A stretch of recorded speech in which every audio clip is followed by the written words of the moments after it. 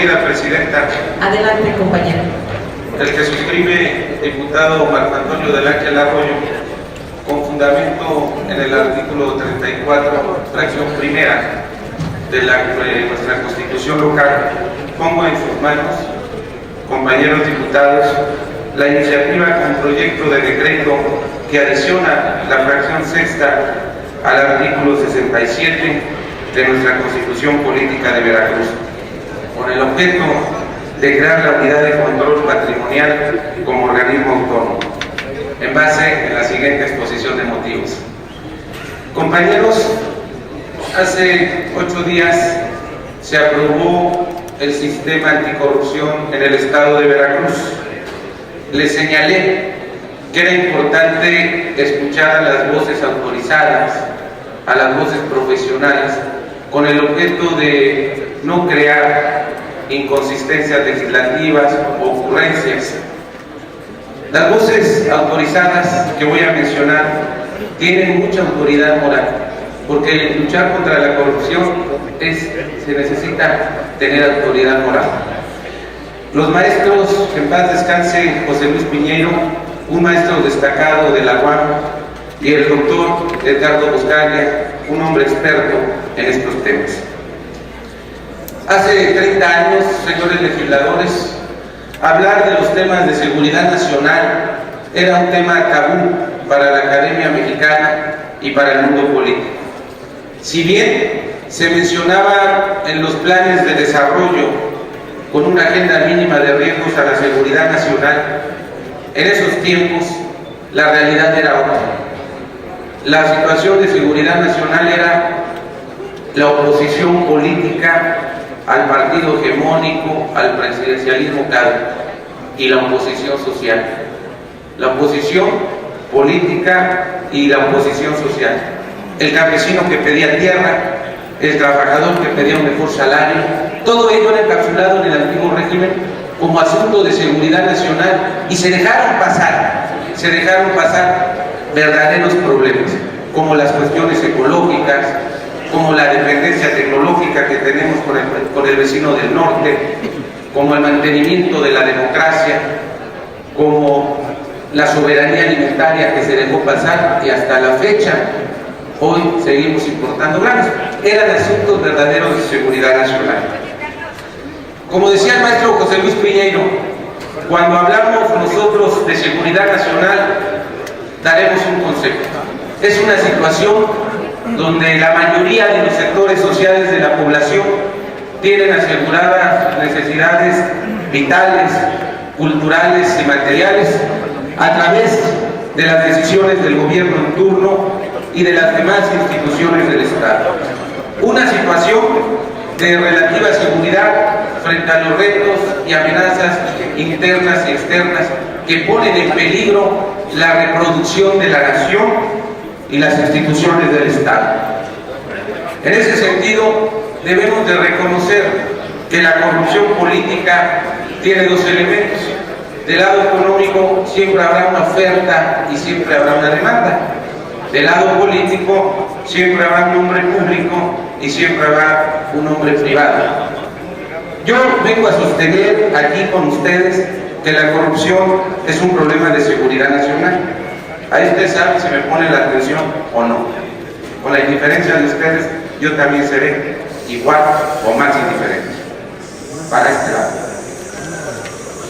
Tan solo les voy a dar unos datos para argumentar por qué es un problema de seguridad nacional. Miren, Transparencia Mexicana el año pasado afirma que fue el país peor evaluado en materia de corrupción. Se ubicó en el último lugar de los países miembros de la OCDE en esa materia. De acuerdo con el Instituto Mexicano para la Competitividad, la corrupción genera pérdidas económicas, señores diputados, por más de 6 billones de pesos, o sea, 34% del Producto Interno Bruto. Vengo a afirmar que la corrupción es un problema de seguridad nacional porque pervierte a la clase política, a la clase gobernante, dando al traste con nuestro trabajo institucional. Se han capturado presupuestos, se han capturado obras públicas y parece que no pasa nada. Afirmo categóricamente, señores, que la corrupción es un tema de seguridad nacional porque debilita nuestra democracia. El ciudadano que va a votar pide un gobierno transparente, que se gobierne para todos. La corrupción la debilita porque rompe con el tejido social, rompe con la confianza y rompe con la legitimidad. Algunos podrían decir, ¿para qué sirve eso? Eso es materia prima para la política y las políticas públicas. Para el frívolo tecnócrata no le puede importar, pero para el pueblo y los demócratas sí.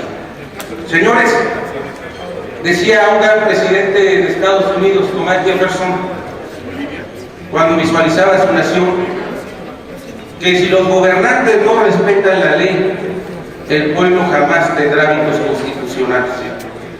Para el académico Edgardo Buscaglia, él hablaba de que los pueblos, más que los gobiernos y las naciones, deberían de pensar en 4 controles, porque la transición, como lo he venido a sostener, dejó muchos vacíos de poder que han sido ocupados por autoridades de facto.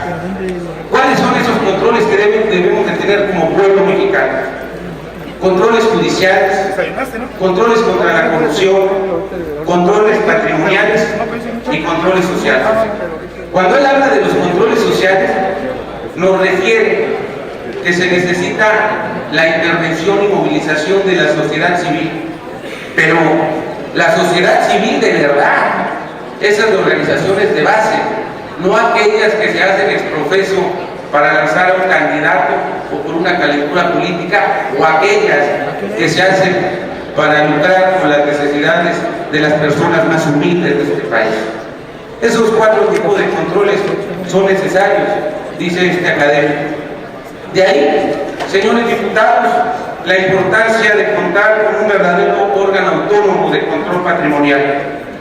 Se recomiendan, como lo dije anteriormente, 32 para las entidades federativas. En la actualidad no tenemos este organismo que vigile las propiedades, los contratos, los ranchos, los restaurantes, los caballos cuarto de milla que pululan aquí por Veracruz y demás bienes adquiridos que han sido el resultado de administraciones públicas fraudulentas y rapaces.